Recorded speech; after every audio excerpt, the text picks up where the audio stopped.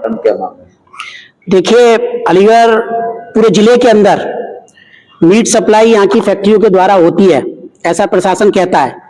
लेकिन जब घटनाएं घटित हो जाती हैं तो अक्सर ये बात सामने आती है, कहीं पर भी उन्होंने कोई भी पशु काटा जिसको वो बेच सकते हैं और बेचने के लिए कहीं से भी ले जाते हैं। लेकिन अक्सर क्या होता है, मीट को लाने ले जाने का एक नियम है, उस नियम को फॉलो नहीं करते।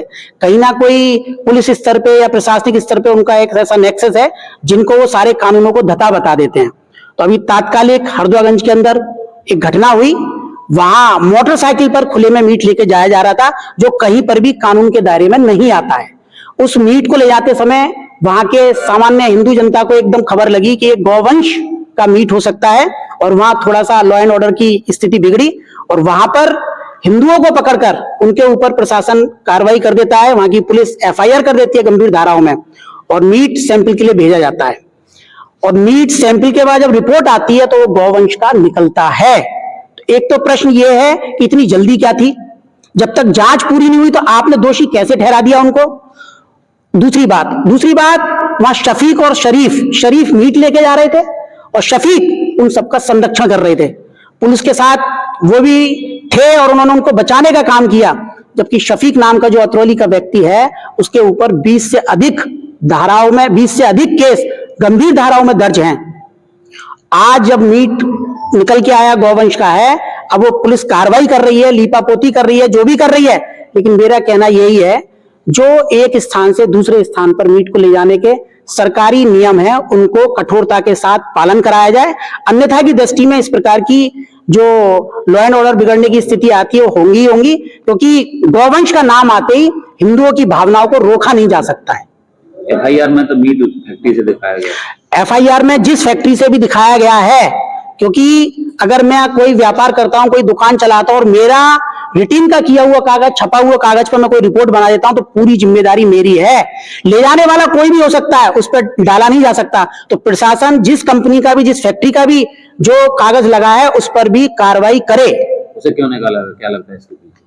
इसके पीछे लगता है कोई ना कोई, जैसे बड़ी मछली छोटी मछली को खा जाती है, अब जैसे लगा कि ये हमारे गले में हड्डी फंस जाएगी, उन्हें तुरंत पल्ला झाड़ा है। लेकिन हम भी विधिक कार्रवाई के लिए तैयार हैं और कागज निकलवा रहे हैं। प्रशासन माननीय मुख्यमंत्री तक इस विषय को लेकर जाएंगे। नहीं है प्रशासन में?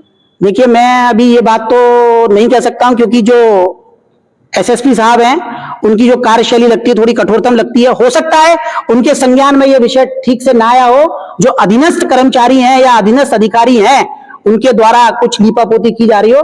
हम एसएसपी साहब से भी मिलकर इस विषय से अवगत कराएंगे। आपने कहा धार्मिक स्थल के पास जो दुकान है। हाँ, एक बात और, प्रशासन के साथ साथ सबसे पहली जो जिम्मेदारी एनओसी की होती है वो स्थानीय पुलिस या थाने की होती है। एक तो वो खंगाल लें कि कौन से धार्मिक स्थल के पास मीट की दुकान है। दूसरी बात, इसके साथ साथ जो मीट का काम कर रहे हैं, क्योंकि हमारे हिंदू भाई भी करते हैं और एक मजहब के अंदर प्रतिबंधित है, उस मीट का भी व्यापार करते हैं। उन्होंने तो कभी मस्जिद के पास नहीं खोली कोई दुकान, उनके अंदर सेंस है ना। तो आप ही क्यों मंदिर के पास खोल रहे हैं, मंदिर से इतनी दूरी पर जहां से किसी सामान्य जन को परेशानी ना हो।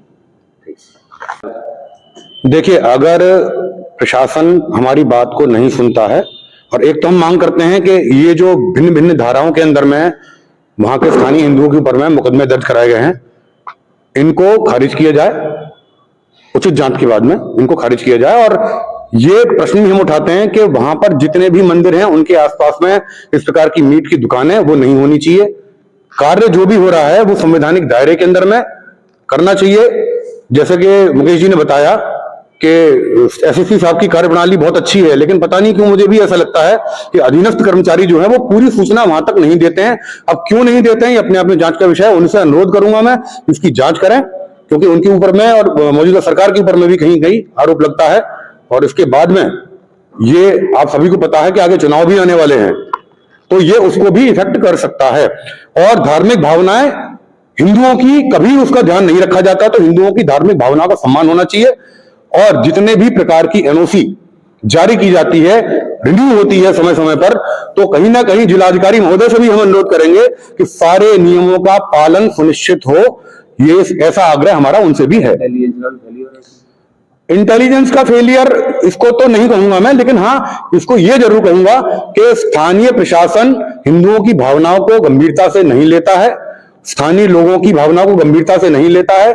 जब घटना घट जाती है उसके बाद में पता नहीं क्यों पूर्वाग्रह से ग्रसित होकर केवल हिंदुओं के विरुद्ध में कठोरतम कार्रवाई कर दी जाती है। कल अग्रवाद में भी घटना हुई, गोवंश के अवशेष मिले थे। अकराबाद के अंदर में जो घटना हुई है, मैं फिर वही कहूंगा कि जांच रिपोर्ट के बाद में मैं कुछ नहीं कहूंगा जब तक जांच रिपोर्ट नहीं आ जाती। उसमें भी हम जांच रिपोर्ट की प्रतीक्षा करेंगे। जांच रिपोर्ट में जो निकलता है उसके आधार पर हम निर्णय लेंगे।